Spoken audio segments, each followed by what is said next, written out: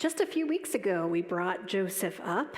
In case you didn't remember him, Joseph was the youngest child of Jacob and Rachel, and this man could not catch a break. As a young child, he had a dream that his brothers would one day bow down to him, and shockingly, his brothers did not take so well to that prognostication. And they were already pretty jealous that he was clearly their father's favorite. So one day they decided to sell him into slavery. Joseph was sold to a man named Potiphar, who promoted Joseph quickly because he realized that Joseph was a zealous worker. But then Potiphar's wife falsely accused him of attacking her, and Jacob landed in jail. There he interprets dreams for others who promise to help get him out, but then once they are released, they forget about him. So 2 more years go by, and Pharaoh starts having these upsetting dreams that he can't quite wrap his mind around what they mean. And one of those guys from jail say, "I know a guy." And they introduce Pharaoh to Joseph. Joseph was able to tell Pharaoh that the dream was God's way of warning him to save grain for the next 7 years while the harvest was plentiful, because there would be 7 years of famine to follow. To thank him, Pharaoh puts Joseph in charge of Pharaoh's grain distribution program. And just as he predicted, there were 7 years of plenty and 7 years of famine. And because Pharaoh listened to Joseph, there was enough grain stored in those years to help them make it through. But the famine didn't just affect Egypt, it hit the Middle Eastern and North African region across the board. So thousands of people made the trek to Egypt seeking food.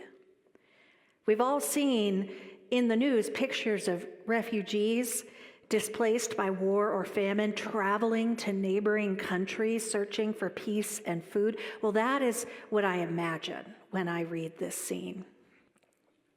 When Joseph's brothers join the trek down to Egypt, they leave their youngest brother, Benjamin, behind.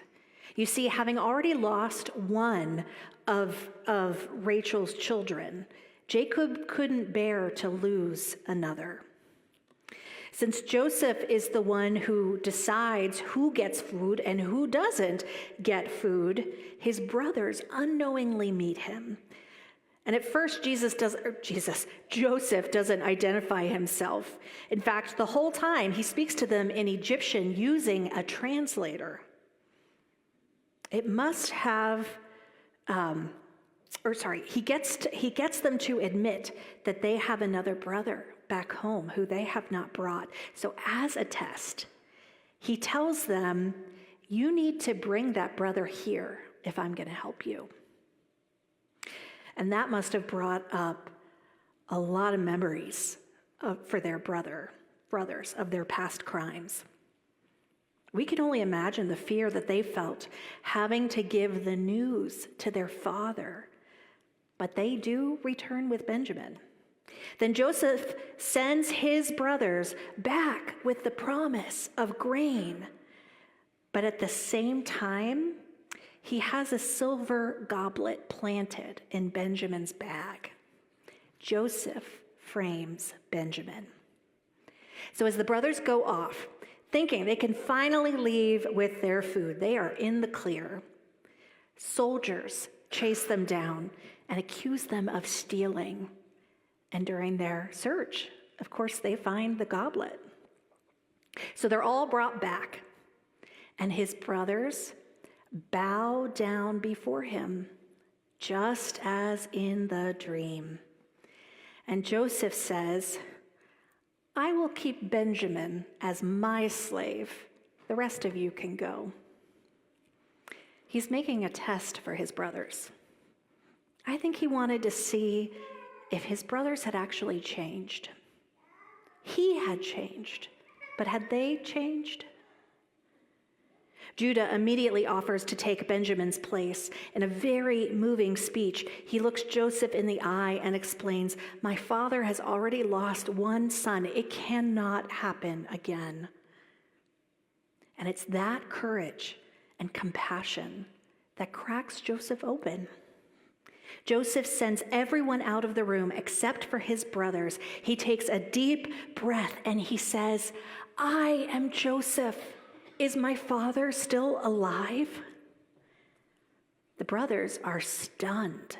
They can't even take in what he said. He says, "I am Joseph. I am your brother, the one you sold into slavery."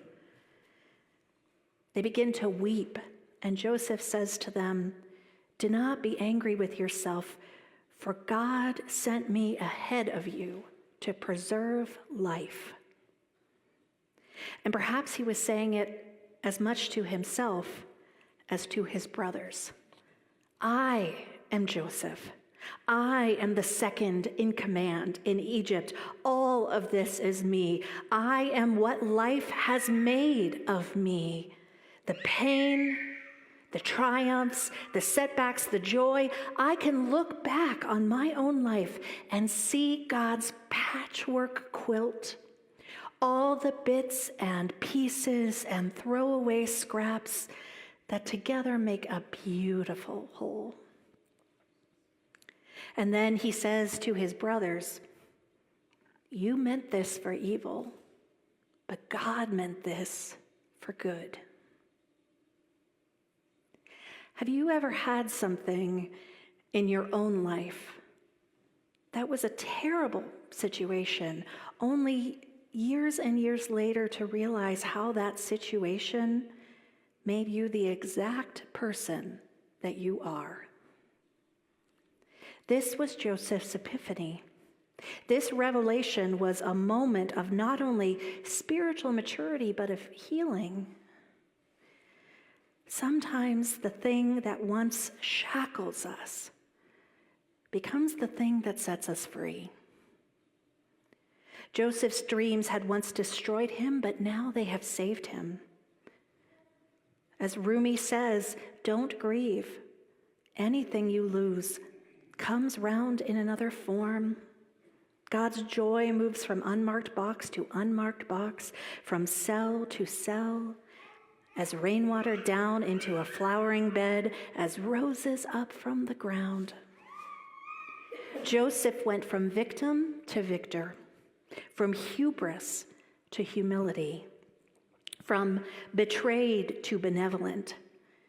He was able to take all that happened in his life and to embrace it as what made him who he was and what equipped him to save his family. It's only in looking back that we can see how the patchwork of our own lives has been stitched together to make an amazing quilt. And I say quilt, not tapestry, which is often the metaphor that is used in the language of faith, but a tapestry is predetermined, right? It's designed in advance. And I don't believe God chose each thread and knot to cause my story to follow this path, but rather that God was able to patch together something beautiful where I only saw tatters and remnants. This is the gift of taking the long view, watching the pattern of God's faithfulness emerge. When we are grieving, it is easy to only see the tearing of a dream, like when Joseph was sold into slavery, or falsely accused, or forgotten in jail, or when one of us unintentionally hurts someone that we love, when we are no longer able to live on our own, when a spouse dies or falls in love with someone else, or when we've lost our job due to no fault of our own, or the doctor walks into the room and gives the diagnosis you have been dreading. When grief is sharpest, it is easy to fear that this is the end of our story, that this is all there will ever be. But Joseph's story reminds us that is not true. There's a line I love from the movie The Best Exotic Marigold Hotel. The young hotel owner, also a dreamer, says, "Everything will be all right in the end. If everything is not all right, it's not yet the end." That is the gospel, my friend. God promises that love will win in the end. Here at Salem, each of us brings together the fabrics of our lives. We all bring different colors, differing shapes, different patterns that make up the magnificence that is this church. And sometimes those scraps arrive pretty tattered and torn. But over time, with mending and care, as we share our lives and our gifts, we stitch together a beautiful community. And we don't always get it right, but that doesn't have to be where it ends. Remember, if it is not all right, it is not yet the end. So today, I invite you to give thanks for God's faithfulness in your own life, wherever you have come from and wherever you are on the journey. Because God's promise to us is that wherever we are, it's not the end of our story. There is still so much more beauty, so much more reconciliation, so much more possibility yet to unfold. And it's beyond our imagining. And thank God that God's imagination is so much bigger than our own. Thanks be to God for that. Amen.